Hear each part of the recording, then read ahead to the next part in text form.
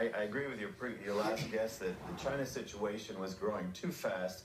The economy was growing too fast. They had to slow it down, and I think they've done that in quite an orderly way. But do you think... But I live in Hong Kong. And I have to say the economy there is actually quite good. We have full employment, we have budget surpluses, and we have low taxes, and it really works well. Right, but you also have had the potential for instability that we saw with the protest movement, which, I mean, honest men and women can disagree over the way in which it was brought to an end, but it sent a message that there is something uneasy underneath. Well, yeah, I would agree. There was a protest, but you know, I've lived in Hong Kong for 36 years, and I've seen so many things happen over those years. Different types of protests, and some natural things like SARS that have taken place and have upset the economy. But I have to say, this particular protest session was quite incredible. It lasted for 75 days. It was mainly student-led, who they're very idealistic and they believed very much in what they were doing. But it was pretty clear that China wasn't going to budge on the point they were trying to win, and it ended it very peacefully.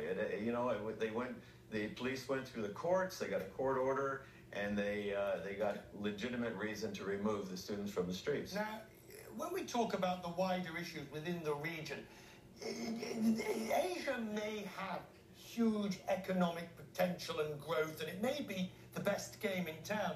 But is it your view that the countries involved have the maturity of economics to handle this particular growth? In other words, we're not going to see another Asian financial crisis. We're not going to see another... I mean, if you take Indonesia, Vietnam, Cambodia, Myanmar, Thailand, all these countries, can they withstand this growth? I think so. I think the major economies of Europe are certainly growing in maturity all the time, and I think they can withstand it. The smaller economies like Cambodia and Myanmar are still developing, even to a certain degree. The Philippines, they're developing, and you know, there's some jeopardy there. But frankly, I think the leadership of these countries has gotten better with each round of elections, for the most part. I can't say in every case, but I feel good about Asia. I've been there for 50 years, and I've watched this transition over those years in the various countries. And really, the countries have come a long way, both politically and economically.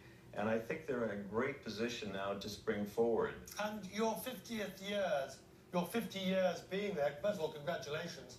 I mean, in an era when, Thank you. You know, in an era when Snapchat gets rid of a text in 30 seconds, anything that lasts more than a minute, let alone 50 years, is an achievement. So what's been the biggest single change in that 50 years?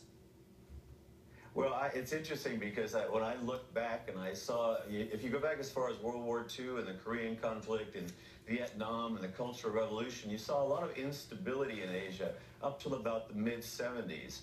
From that point on, when the Mao era ended and China eventually opened up, I think we have had stability and peace in Asia, and that has brought with it prosperity. And I think that's the thing that has really brought Asia forward. We've taken the human resource, the economic resource, and the area is really growing beautifully now. So I think it is the Asian century, and I think there's a lot more to come as far as development and success in that part of the world. Thank you, sir. Good to see you. Happy New Year. Nice having the program. Thank you. Looking forward to the next 50 years. Now, when we come back in just a moment, I want to show you this.